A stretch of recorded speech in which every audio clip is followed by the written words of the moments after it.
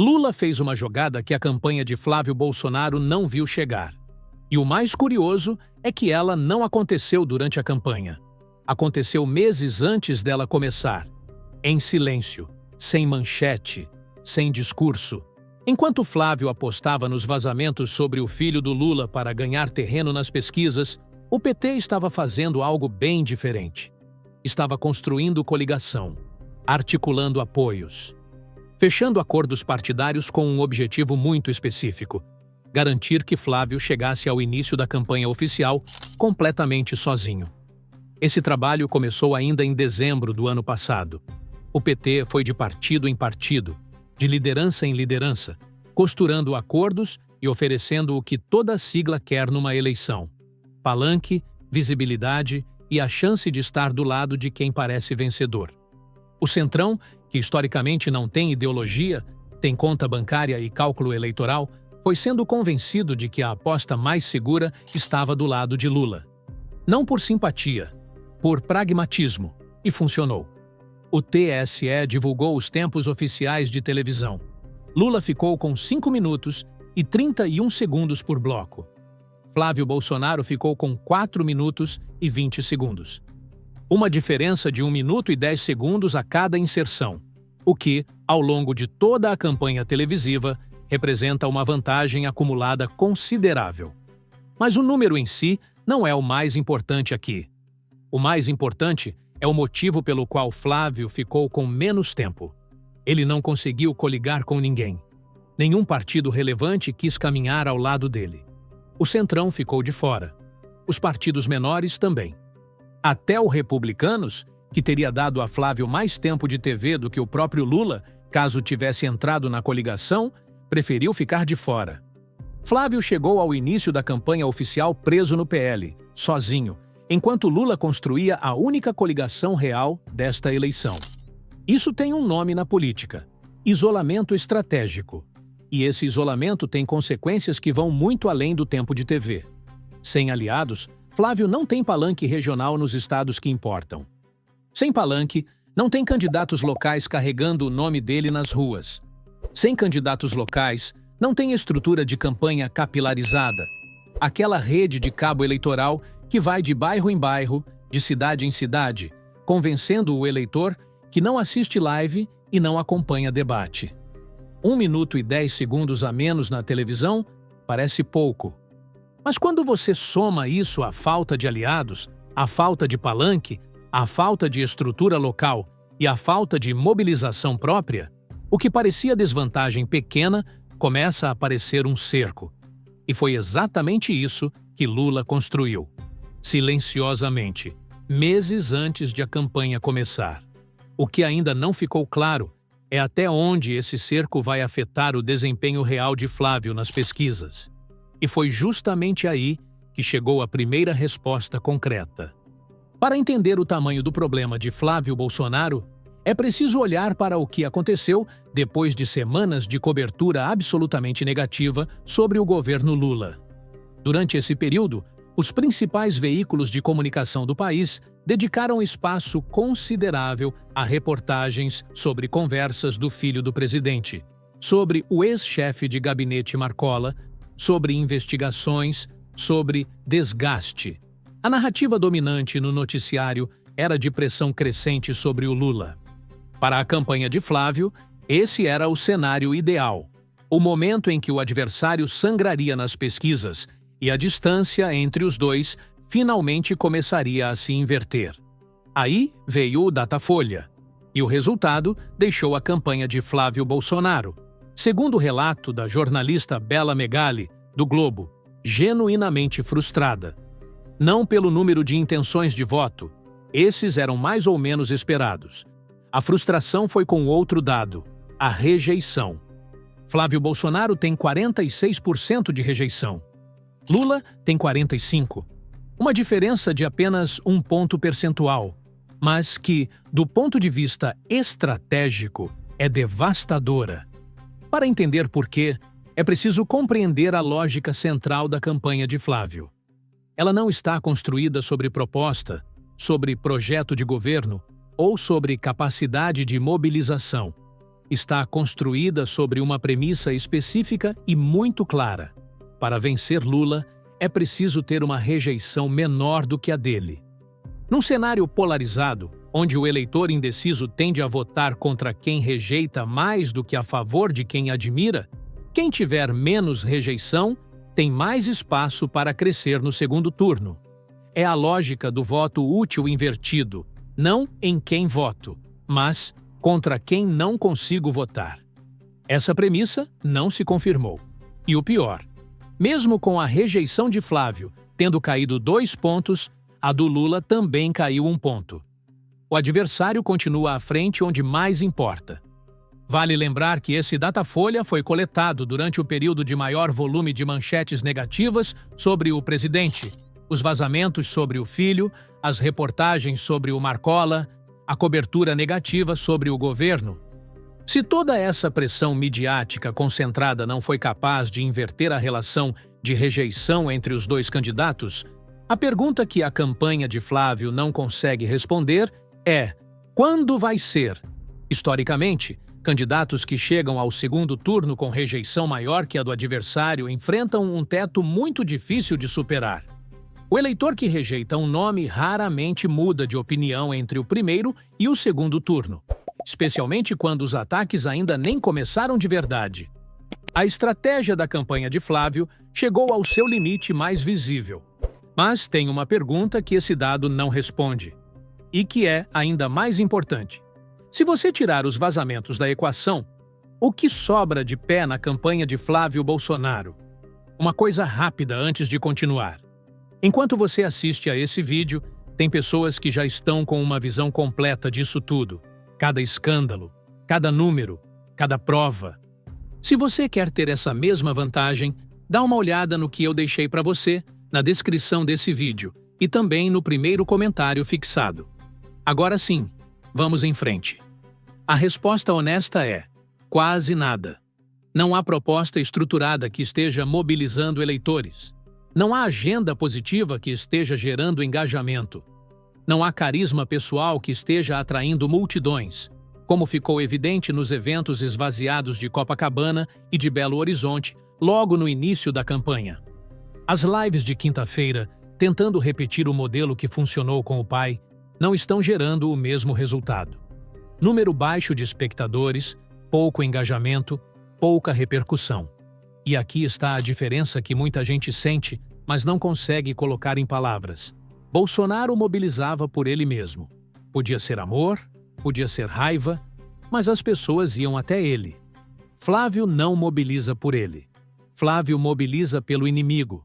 O eleitor bolsonarista não está indo às ruas por Flávio Bolsonaro. Está indo por causa do filho do Lula. Está indo por indignação com o adversário, não por convicção no candidato. Essa é uma diferença que muda tudo na hora de converter engajamento em voto. Indignação com o outro lado enche comentário de internet. Convicção no candidato enche urna. A pergunta que a própria campanha de Flávio está se fazendo nos bastidores, segundo a colunista Mônica Bergamo, da Folha de São Paulo, é justamente essa. E se a mobilização do eleitorado começar a cair? E se os apoiadores, desestimulados pelo desempenho nas pesquisas, simplesmente decidirem não ir votar? Essa preocupação tem nome técnico: desmobilização. E ela é particularmente perigosa quando a campanha não tem recursos próprios para reverter o quadro. A própria PGR já sinalizou que o filho do Lula não firmou nenhum negócio com o governo. Isso não encerra o assunto politicamente, mas reduz a força narrativa dos vazamentos. E quando essa corrente de notícias perder força, seja por esgotamento do tema, seja por falta de novas revelações concretas, o que vai preencher o espaço que ela deixar? Essa é a armadilha em que a campanha de Flávio se meteu. O que parecia ser sua maior arma revelou-se sua maior vulnerabilidade. Uma candidatura que precisa do filho do Lula para existir não é uma candidatura forte, é uma candidatura refém. E foi exatamente esse o efeito da tacada de mestre do Lula. Não atacar diretamente, mas construir um cenário em que o adversário ficasse sem chão próprio para se sustentar. Tem uma expressão que circula entre analistas políticos e que descreve bem a situação de Flávio Bolsonaro. Telhado de vidro.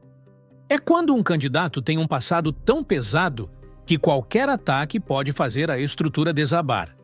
Porque o material para o ataque já existe, já é público e já está documentado. Só falta o momento certo para ser usado.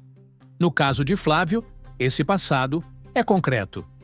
O esquema da rachadinha, no qual funcionários fantasmas do gabinete do então deputado Flávio Bolsonaro devolviam parte dos salários para contas ligadas ao assessor Fabrício Queiroz, investigado por conexões com milícias, gerou o processo que permanece em andamento.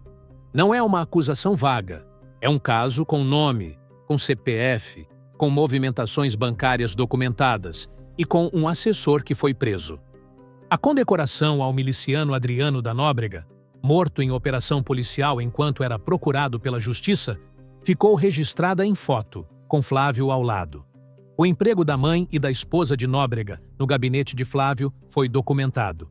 A ligação financeira entre o gabinete, Queiroz, e contas que recebiam recursos oriundos de atividades das milícias está nos autos. E há ainda a questão dos 61 milhões de reais recebidos de Daniel Vorcaro, dono do Banco Master, investigado por irregularidades financeiras. Esse dinheiro existe, a transferência aconteceu e a prestação de contas sobre o que foi feito com ele segue sem resposta clara. Não é boato, não é especulação de oposição, é uma dívida de explicação que Flávio carrega publicamente e que seus adversários sabem exatamente como usar no momento certo. Nada disso foi ainda julgado definitivamente, mas tudo isso existe, e existe com documentação. Essa é precisamente a diferença entre um telhado de vidro e uma acusação sem base. O material já está disponível. O que falta é o timing. O PT, segundo diversas fontes jornalísticas, está segurando parte desse material para o momento certo. A lógica é conhecida em qualquer campanha profissional. Atacar cedo demais dá tempo ao adversário de se recuperar, de criar uma narrativa de vitimização e de precificar o ataque com a opinião pública antes do voto. A estratégia é guardar para o momento em que o impacto seja máximo e a capacidade de reação seja mínima, que, em geral, é nas últimas semanas antes da votação. Mas os ataques não vão vir só do PT. Aqui está um ponto que a campanha de Flávio parece ter subestimado. Romeu Zema, Ronaldo Caiado e Renan Santos não estão disputando votos do Lula. Eles estão disputando votos do próprio Flávio. Para qualquer um deles chegar ao segundo turno, Flávio precisa cair. É matemática eleitoral simples, e isso significa que o candidato do PL vai receber pressão de 3 frentes ao mesmo tempo, da esquerda, do centro e da própria direita. Cada debate, cada entrevista, cada inserção no horário eleitoral pode virar uma oportunidade para que um desses candidatos crave um ponto no histórico de Flávio Bolsonaro. Flávio já reagiu mal a esse cenário. Em live, reclamou dos ataques, disse que vai revelar quem ele ajudou a se eleger e que agora está recebendo críticas dessas mesmas pessoas. Fez até ameaças veladas. E essa reação pública, o descontrole, o vitimismo, as ameaças, é exatamente o que o próximo passo desta análise ajuda a entender. E por falar nisso, tem muita gente que chega nessa conversa sem saber metade do que você já sabe aqui. Se quiser ir ainda mais fundo, dá uma olhada no que eu separei para você, na descrição desse vídeo e também no primeiro comentário fixado. Vamos em frente. Existe uma cena que resume bem o momento da candidatura de Flávio Bolsonaro. Nas lives de quinta-feira, aquelas que deveriam reproduzir o modelo de engajamento do pai, Flávio apareceu visivelmente abalado. Reclamou dos ataques. Disse que esperava a união da direita. Lamentou a falta de solidariedade de quem ele ajudou a construir politicamente. Em alguns momentos, ficou claramente emocionado. O choro de Flávio pode ser lido de pelo menos 2 formas. A primeira é emocional. Um candidato que se sentiu traído por aliados que construiu. E tem algo de real aí. Ele apoiou diversas candidaturas que agora o atacam. A segunda é estratégica. E essa é a que realmente importa.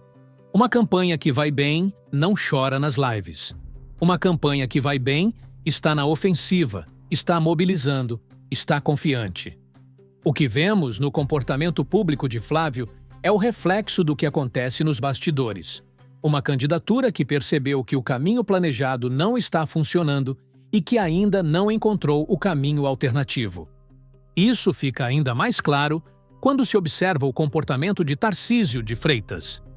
O governador de São Paulo participou de evento com Flávio em Barretos, território seguro, reduto bolsonarista, mas recusou aparecer ao lado dele na capital paulista.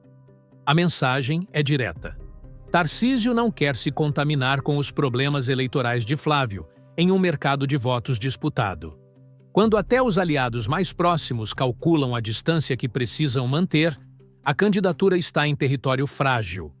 E o que explica essa fragilidade não é só o comportamento de Flávio nas lives, é a soma de tudo que vimos até aqui. O isolamento construído antes da campanha começar tirou aliados, palanque e tempo de TV. O Datafolha mostrou que a rejeição de Flávio não caiu onde precisava. A campanha descobriu que, sem os vazamentos, não tem proposta, não tem mobilização e não tem argumento próprio. E os ataques do PT, de Zema, de Caiado, de Renan Santos, ainda nem chegaram com força total. O choro nas lives não é um momento isolado. É o termômetro de uma candidatura que entrou na campanha oficial já cercada e que ainda não encontrou a saída. Dito tudo isso, é importante não cair na armadilha oposta. Flávio Bolsonaro ainda está na segunda posição nas pesquisas. A rejeição do Lula, embora menor que a do adversário, não é baixa. Está em 45%. O eleitorado antipetista existe, é real e vai continuar sendo disputado. E há fatores fora do controle da campanha petista que podem mudar o cenário. Uma crise econômica acentuada, um novo escândalo, um erro de comunicação grave, um debate que saía pela culatra. E tem um ponto que merece ser dito com honestidade, porque muita gente que acompanha essa análise tem esse receio. E se as pesquisas estiverem erradas? E se houver um voto envergonhado que não aparece nos números? Esse medo é legítimo. Pesquisa não é resultado, é fotografia de um momento. O que os dados mostram hoje pode não ser o que a urna vai registrar em outubro. Quem acompanhou 2022 sabe disso. E quem entende de eleição sabe que segundo turno é um jogo completamente diferente, onde toda a direita tende a se unir contra o PT, independentemente de qual candidato sobreviveu ao primeiro turno. Isso precisa estar no cálculo. Não para entrar em pânico, mas para não confundir vantagem atual com vitória garantida. A eleição ainda não acabou. Nunca acaba até o dia do voto. O que os dados mostram, porém, é que a estratégia desenhada pela campanha de Flávio, basear tudo na rejeição do Lula, usar os vazamentos como combustível, apostar no antipetismo como motor principal, chegou ao limite do que pode entregar antes mesmo de os ataques sérios começarem. E com o horário eleitoral no ar, a dinâmica muda. Historicamente, candidatos que disputam reeleição tendem a crescer durante a propaganda eleitoral. O motivo é simples. É quando o eleitor que não acompanha o noticiário diário começa a ser exposto sistematicamente aos feitos do governo. No caso do Lula, esse material é extenso. O Bolsa Família ampliado, o salário mínimo acima da inflação, os programas de habitação, a retomada de obras paradas, os índices de emprego. São realizações que afetaram diretamente a vida de milhões de brasileiros que não assistem debate político, mas sentem no bolso e na rotina o que um governo faz ou deixa de fazer. Durante o horário eleitoral, essas pessoas vão ser expostas a essa narrativa de forma sistemática, repetida e gratuita, em todos os canais, em todos os horários. Flávio, por outro lado, vai precisar construir uma narrativa positiva do zero. Não tem governo para mostrar. Não tem obra para inaugurar. Não tem benefício para listar. O que ele tem é oposição. E oposição sem proposta concreta tende a perder força quando o adversário começa a mostrar resultado concreto. Além disso, o debate sobre o fim da escala 6x1, que o Lula impulsionou e que Flávio é contra, tem potencial de ampliar ainda mais a rejeição ao candidato bolsonarista entre eleitores do segmento feminino. São as mulheres que mais trabalham em escalas exaustivas no comércio, nos serviços e no cuidado doméstico. São elas que mais sentem o peso de 6 dias de trabalho para 1 de descanso. E são elas que já rejeitam mais a candidatura do PL. Uma pauta que vai diretamente ao cotidiano dessas eleitoras, associada a um candidato que é contra ela, é um risco eleitoral real que a campanha de Flávio ainda não encontrou como responder. A pergunta que vai definir as próximas semanas não é: vai ter primeiro turno? A campanha de Flávio consegue encontrar um argumento próprio antes que o cerco se feche completamente? Até agora, a resposta está nos números e nos vazamentos que ainda precisam surgir para que a estratégia continue de pé. Se você tem acompanhado essa análise e quer entender como esses movimentos vão se desdobrar nas próximas semanas, deixa o like no vídeo. Isso ajuda muito o canal a continuar trazendo esse tipo de análise com contexto e sem superficialidade. Se você ainda não está inscrito, se inscreva e ative o sininho para não perder nenhuma atualização. Na sua opinião, a campanha de Flávio ainda consegue se reinventar? Ou chegou num ponto sem volta? Comenta aqui embaixo. Quero saber o que você pensa. E se você quer entender melhor como o tempo de televisão realmente afeta o resultado eleitoral e por que o Lula foi tão meticuloso nessa construção, tem um vídeo aqui no canal que explica exatamente isso. Vale muito a pena assistir na sequência. Uma última coisa. Tudo o que vimos hoje existe documentado. Data, nome, valor, fonte. Eu reuni isso de um jeito que qualquer pessoa consegue usar. Tá na descrição desse vídeo e também no primeiro comentário fixado. É um presente meu para quem acompanha o canal. Abraço e até o próximo vídeo.